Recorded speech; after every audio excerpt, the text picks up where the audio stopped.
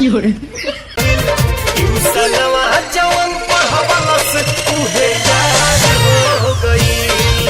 ट्यूशनवा जवन पढ़वलस उहे यार हो गई।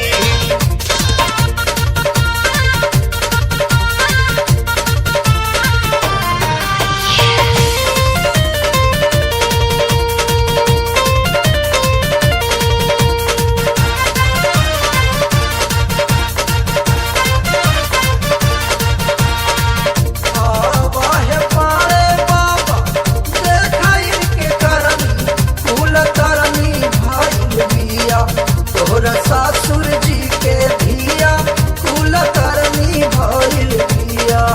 अरे खिड़की से एक दिन देखनी लुका के आई लव यू कहली गरबा लगा